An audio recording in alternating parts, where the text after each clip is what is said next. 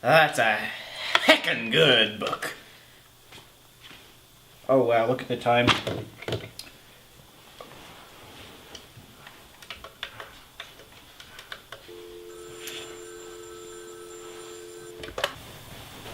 Hello? Oh, hey, Bryce. Hey, how you doing?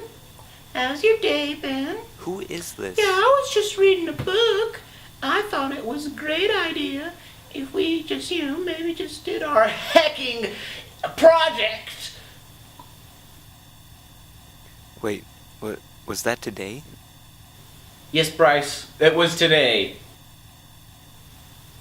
Where are you? I'm at home. You're at...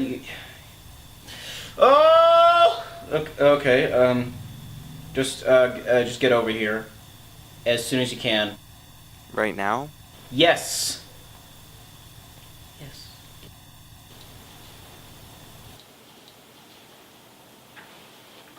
Hey, fifth period. Josh here. And Bryce. Speaking of Bryce, dogs.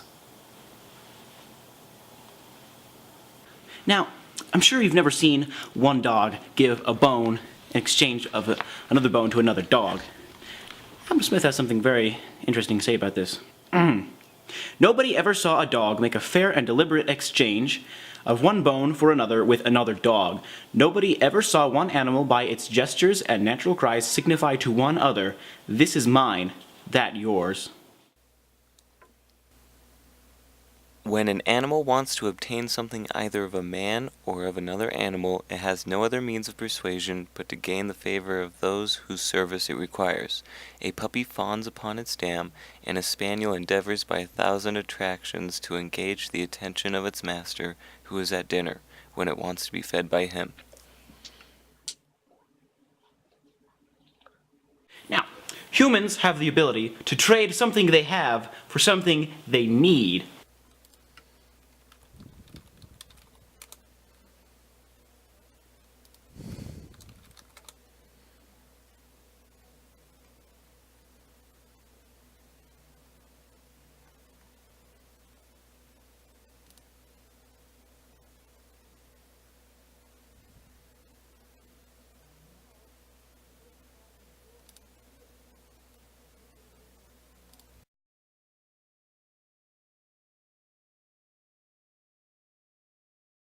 Have you ever walked into a supermarket and wondered, where does everything come from? How did it get on these shelves? Who put it here? Where is it going? I was gonna finish talking. I'm sorry. Well, probably the store employees put it on the shelf, and the truck driver drove it to the store. Where did it come from before it got on the truck? Before the employees ever put it on the shelf? Let's find out.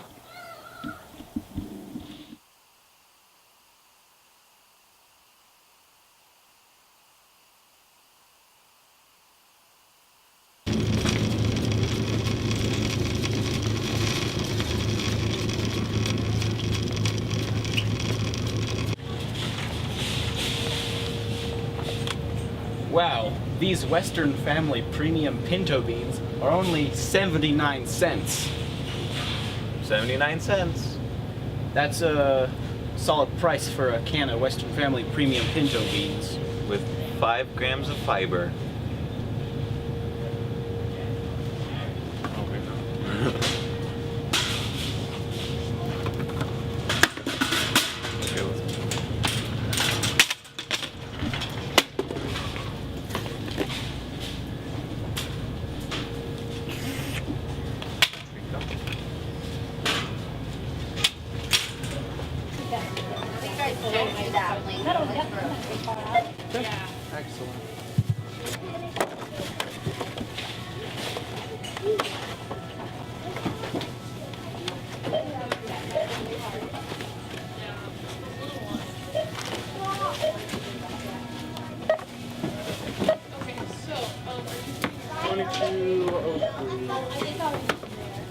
Gotta get some. Oh yeah, you should put it in so that you know. What can I do for you, sir? I'm just following these guys.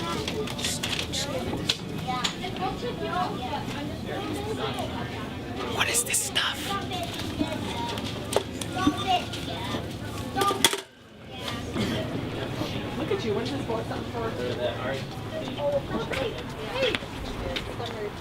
Where'd we park? It's called economics. Primitive peoples had to hunt and gather their own beans. They had no time for creating art or writing things down, besides their cave paintings and pictograms. After a while, these people figured out how they could plant food in the ground to make more.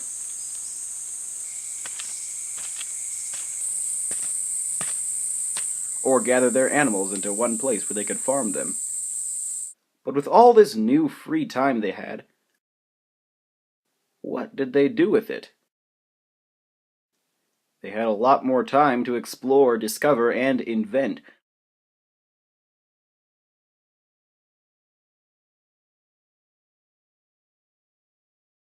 We saw the creation of more tools that made their lives progressively easier. In fact, we started to have things we didn't even necessarily need.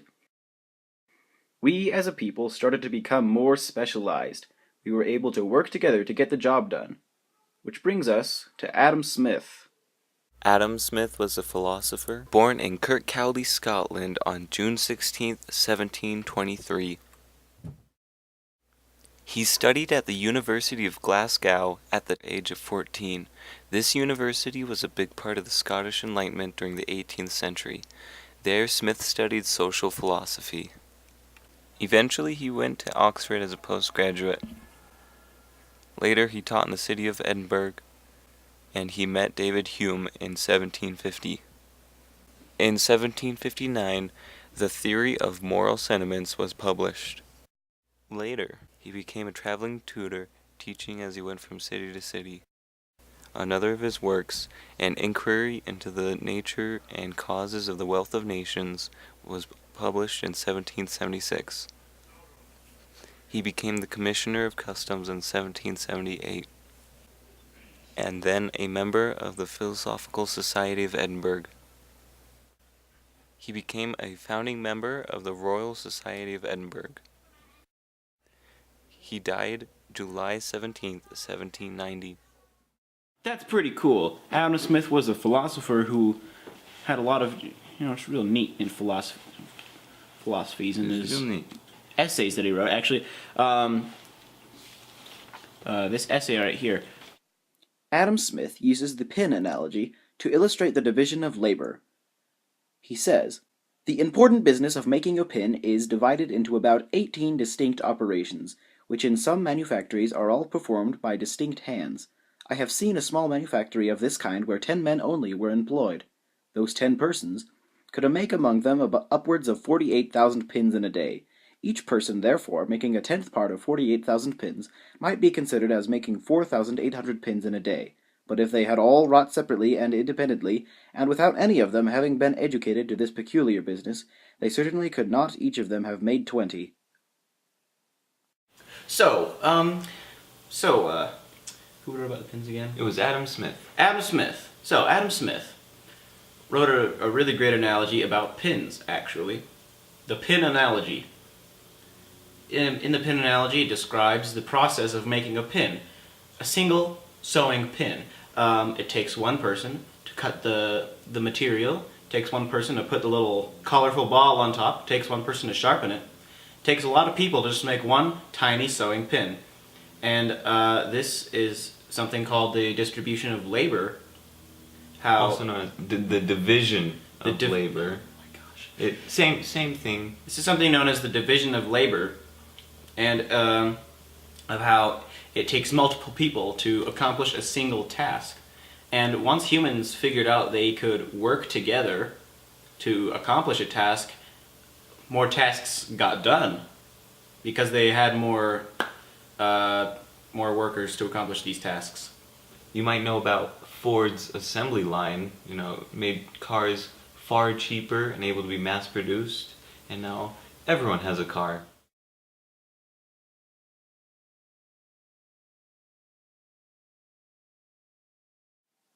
Here is another quote from Adam Smith. "Man has almost constant occasion for the help of for the help of his brethren, and it is in vain for him to expect it from their benevolence only. He will be more likely to prevail if he can interest their self-love in his favor, and shew them that it is for their own advantage to do for him what he requires of them. Whoever offers to another a bargain of any kind proposes to do this. Give me that which I want, and you shall have this which you want, is the meaning of every such offer, and it is in this manner that we obtain from one another the far greater part of those good offices which we stand in need of. It is not from the benevolence of the butcher, the brewer, or the baker, that we expect our dinner, but from their regard to their own interest. We address ourselves not to their humanity, but to their self-love, and never talk to them of our own necessities, but of their advantages.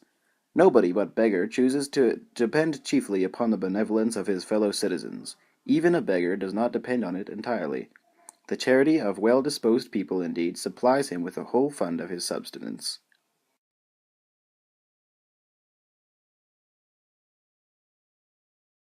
Today, less than 2% of the U.S. population is directly employed in agriculture.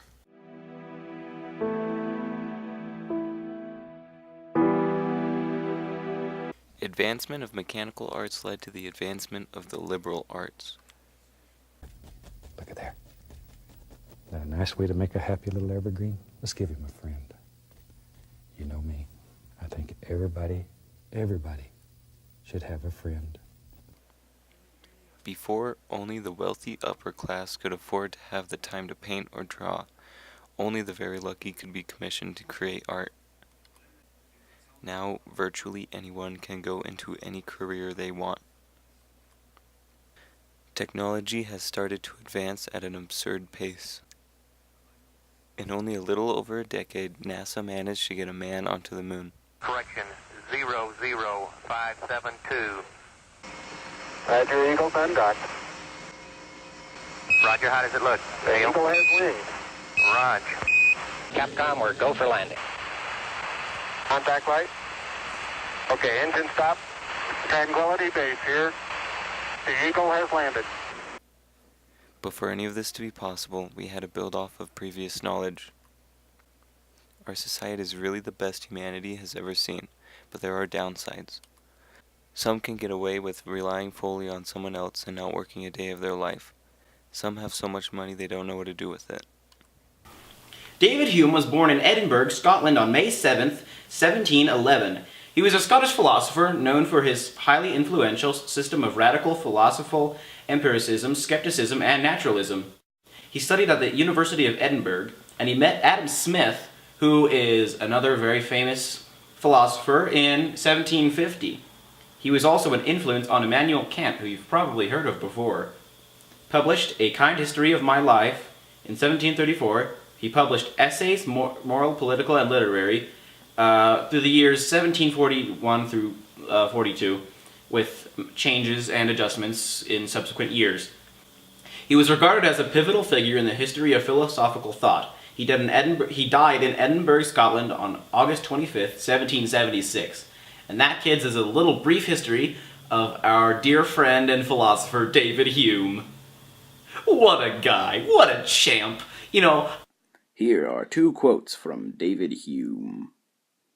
The more men refine upon pleasure, the less will they indulge in excesses of any kind, because nothing is more destructive to true pleasure than such excesses. One may safely affirm that the Tartars are oftener guilty of beastly gluttony when they feast on their dead horses than European courtiers with all their refinement of cookery.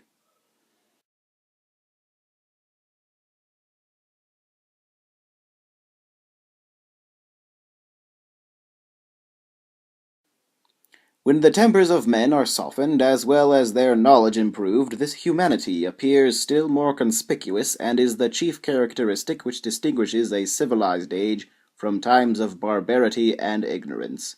Factions are then less inveterate, revolutions less tragical, authority less severe, and seditions less frequent.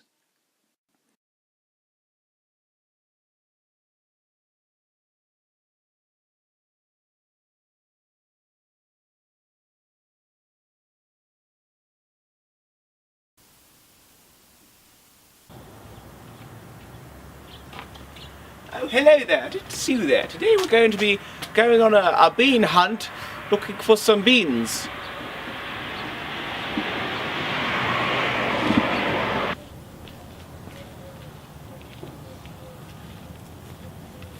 Are you filming? Yeah. Oh, oh, filming.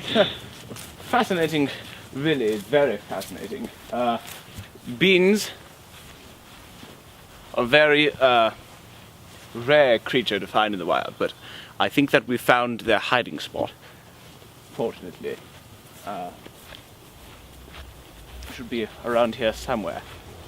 I'd expect. Oh, look! There's one there. Quick, zoom in on it.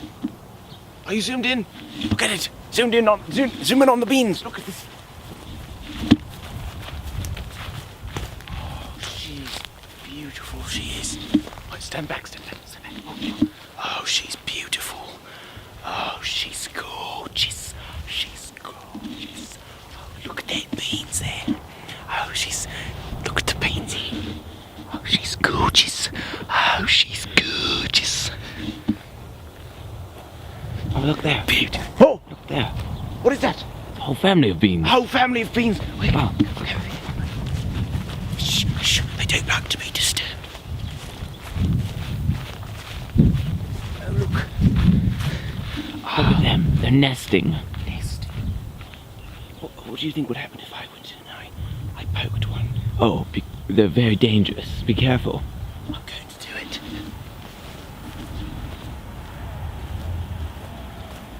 Here's one for the thumbnail.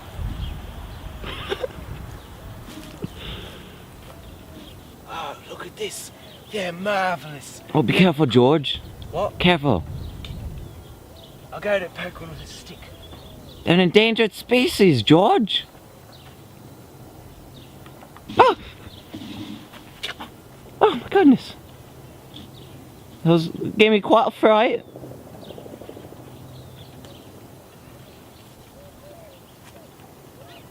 Ah!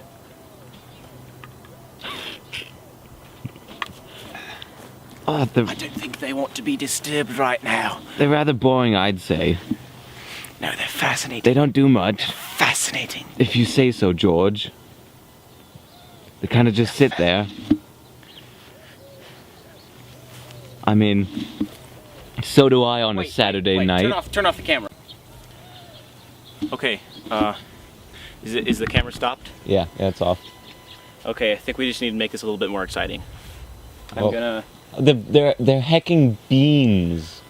I'm going to touch the beans, and then I'm gonna make a loud noise, and then the camera has to go like kind of crazy, like that. Right? All right. If you say so.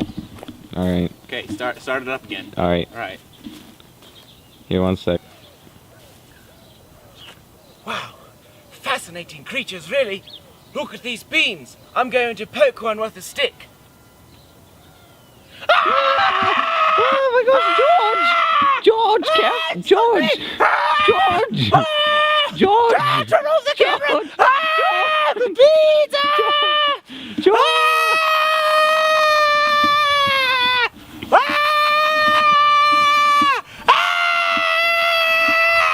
Been there since 1973.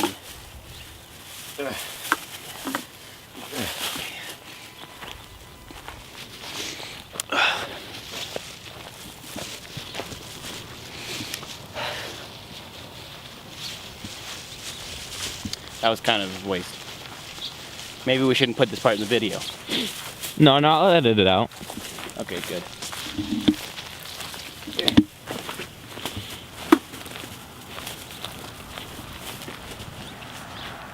So guys, Adam Smith, David Hume, this all relates and comes back to the philosophy of economics. We'll catch you next time, and as always, thanks for